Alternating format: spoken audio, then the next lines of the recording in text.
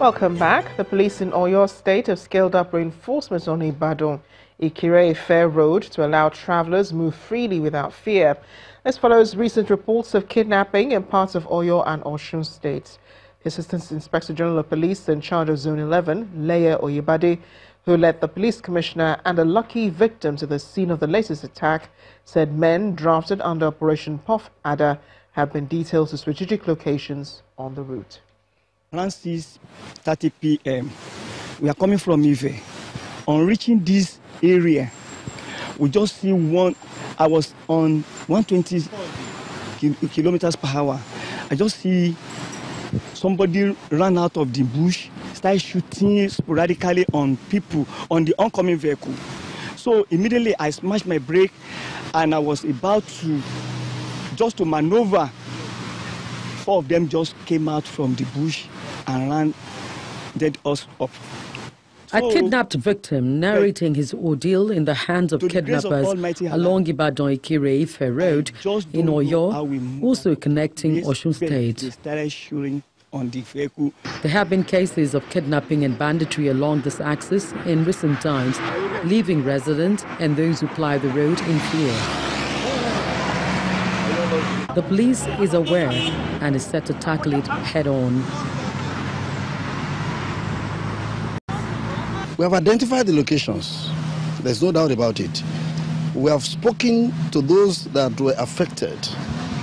We have recorded the location. We have been able to identify some areas where they are the real flashpoints, the hilltop of their settlement before they come out of the road. So I want to assure members of the public that I won't be able to start telling them what next we're going to do.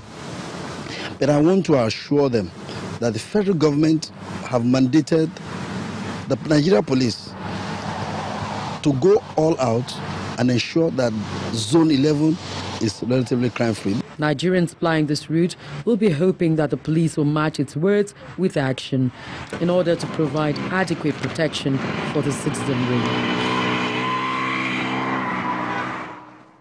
Checking on the world of business, here's OandO with business news.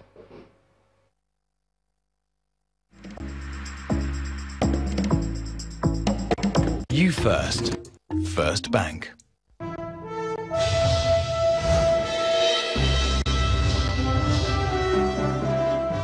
Thanks a lot, Amarachi. Let's begin with the London Stock Exchange. After successfully completing its $500 million Eurobond issuance, the board and management of the Togo-based Ecobank Transnational Incorporated, ETI, was hosted to a market opening ceremony at the London Stock Exchange to celebrate its listing on the LSE. The 5-year senior unsecured note with a coupon interest rate of 9.50% per annum, which matures in April 2024, was oversubscribed by international investors in the United Kingdom, the United States, Europe, the Middle East, Africa, and Asia. The group CEO of Ecobank's parent company, Mr. Ade Adeyemi, says the successful issuance of its first Eurobond on the London Stock Exchange demonstrates international investors' approval and their confidence in the bank's long-term strategy and their prospects as a strong and sustainable pan-African financial services institution. In the meantime, ETI says it plans to use the net proceeds of the bond for general corporate, including financing of maturing debt facilities. The Presidential Committee of Apapa Gridlock has reiterated that work is still on to free the roads of trucks. After a tour of some of the busiest spots on the gridlock, the Vice Chairman of the committee, Mr. Kayode Okwefa, says the issues of extortion, effective traffic management and other matters have already been addressed in collaboration with the Ports Authority. Meanwhile, shipping companies and other major players at the port have amended their operational policies in order to ensure sanity on the access roads to the port. Among other incentives, the Executive Secretary of the Nigerian Shippers Council, Mr. Hassan Bello, says the implementation of a demurrage fee period has started as he calls on truck drivers to be more disciplined. Let's talk about latest data coming from the National Bureau of Statistics. It shows Nigeria's total trade and trade have grown by 2.50% in the first quarter of this year. And that's when you compare to the fourth quarter of last year at 7.52% in the first quarter of 2018. According to the Foreign Trade in Goods report, which was released today, the value of total imports have grown by 3.39% in the first quarter of this year compared to the fourth quarter of last year. Imported agricultural products came in at 7.98% higher than in the fourth quarter of last year, and that's 28.1% higher than the first quarter of 2018. Meanwhile, the value of total imports in the first quarter of this year have increased by 1.78% against the level recorded in the fourth quarter of last year, but it has decreased by 3.90% against its value for last year.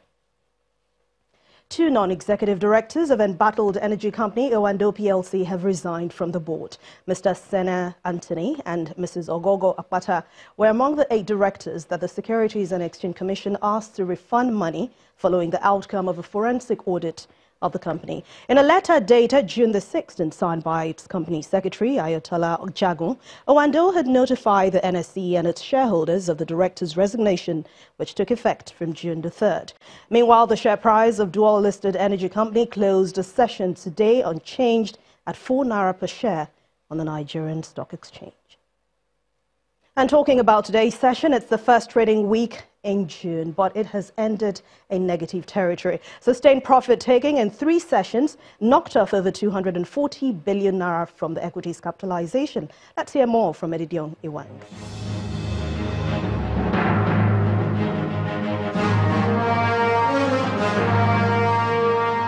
Hello and welcome to the Stock Market Report.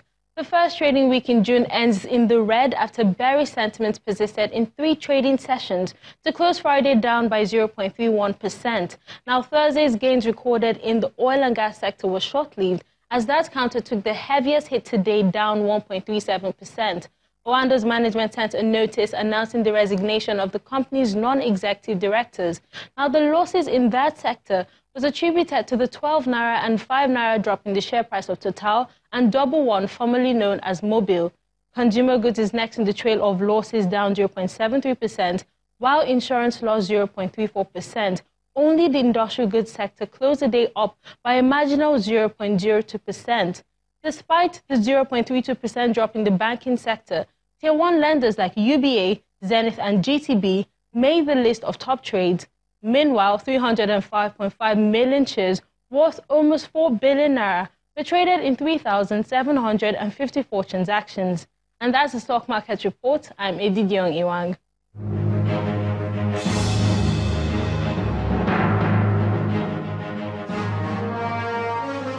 Thank you, Edidion. Despite disappointing May jobs report, U.S. markets have ended today's session higher amid hopes of potential rate cut by the Federal Reserve in the near term. Here are some of the figures from today's trading.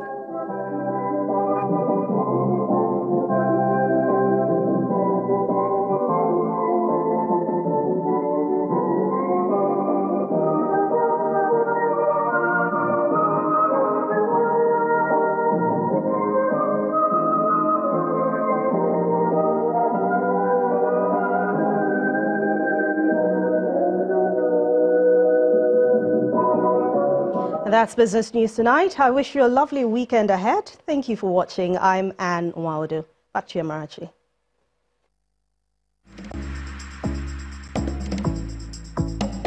You first.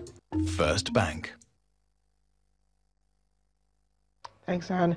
Let's get a wrap-up of the international news now. Juliana Olainka is standing by with Around the World in 5. Good evening from the Channel's newsroom in London. 17 people have been killed in a bus crash in Dubai. At least 12 of the victims were from India. The driver, who's in his 50s, reportedly failed to notice several warning signs about height restrictions after he entered a lane for smaller vehicles. Local media says he then tried to swerve a height barrier, which sliced through the left-hand side of the bus. 31 passengers were on board. Several were also injured. Fierce weather has claimed the lives of 3 marine rescuers off the coast of western France. Their boat capsized as Storm Miguel swept in, whipping up winds of up to 129 kilometers an hour. They were part of a crew of 7 who were answering a distress call from a fishing boat. 4 managed to swim to shore. In Sweden, police have opened a criminal investigation following an explosion in the town of Linköping. At least 25 people were hurt as the blast ripped through 2 buildings, shattering windows and destroying balconies. The cause wasn't immediately clear. A Russian destroyer and a US guided missile cruiser have narrowly avoided a collision in the Philippine Sea. The US Navy says the Russian warship came within 15 to 30 meters of its vessel. It's accused the crew of making an unsafe and unprofessional approach, which put sailors at risk. Russia is blaming the US, saying it was forced to make a dangerous maneuver to prevent the collision. Meanwhile, President Putin has told the St. Petersburg Economic Forum that America is trying to extend its jurisdiction and enforce its legal power across the world.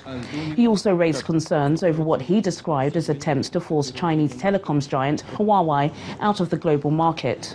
Вызывает озабоченность, что такая разрушительная практика поразила не только традиционные рынки, энергетические, сырьевые, товарные, но и перекочевала в новые, формирующиеся отрасли. Ситуация вокруг компании Huawei, например, которую пытаются не просто потеснить, а бесцеремонно вытолкнуть с глобального рынка. Это уже называют даже в некоторых кругах первой технологической войной наступающей цифровой эпохи. A mediation effort is underway to end the political crisis in Sudan. Ethiopia's Prime Minister Abiy Ahmed is spearheading the mission. He met both the ruling Transitional Militaries Council Lieutenant General Abdel Fattah al-Burhan as well as opposition alliance members in Khartoum. It follows the worst bloodshed the country has seen since President Omar al-Bashir was removed from office. The opposition says more than 100 pro-democracy protesters were killed this week. The government puts the death toll at 61, including 3 security personnel. The United Nations wants to send monitors to the country. We continue, obviously, to be very gravely concerned about the situation in Sudan, and we have proposed to the government that there be a rapid deployment of a UN human rights monitoring team to examine allegations of human rights violated committed since the 3rd of June. Mexico is increasing security on its border with Guatemala. The country is working to appease America after President Trump threatened to slap a 5% tariff on imports from Monday unless action was taken to curb the flow of illegal migrants. Nosotros hemos informado al gobierno de Estados Unidos que se formó en México la Guardia Nacional, se tuvo aprobación constitucional y legal, y que la Guardia Nacional también tiene la encomienda de cubrir las regiones, las coordinaciones regionales que son frontera sur. Y les hemos explicado que son 6,000 hombres y que van a estar ahí desplegados. The United Arab Emirates has told the UN Security Council a state actor was most likely behind an attack on 4 tankers. 2 Saudi vessels, an Emirati and Norwegian tanker, were targeted last month. The UAE says the incident bore the hallmarks of a sophisticated and coordinated operation. A joint investigation claims fast boats and trained divers placed mines in positions that would incapacitate the boats, but not sink them. The US has accused Iran of being responsible, which Tehran denies. The captain of a cruise ship involved in a deadly collision in Budapest is under investigation over another incident. Prosecutors say there was a similar non-fatal crash in the Netherlands in April. Last week, his vessel hit a boat carrying 33 South Korean tourists and 2 crew members on the Danube River. 17 bodies have been recovered. 7 people survived and 11 others are still missing, presumed dead. In the UK, Theresa May has officially stepped down as the leader of the Conservative Party. She'll continue to serve as interim Prime Minister until her successor is chosen. She announced her resignation 2 weeks ago. 11 members of Parliament are now vying for the top job. And finally, hundreds of people have gathered at Hong Kong's Aberdeen Harbour for the annual Dragon Boat Races. The festival commemorates the death of Chu Wan, a Chinese poet and politician who drowned himself more than 2,000 years ago to protest against corruption. 71 teams took part in 36 races. And that's your international news around the world in 5. Thanks, Juliana. Still ahead on the news at 10, world number 2 Rafael Nadal aims at 12th French Open title after beating Swiss rival Roger Federer 6-3, 6-4, 6-2 in the semi-final. Stay with us.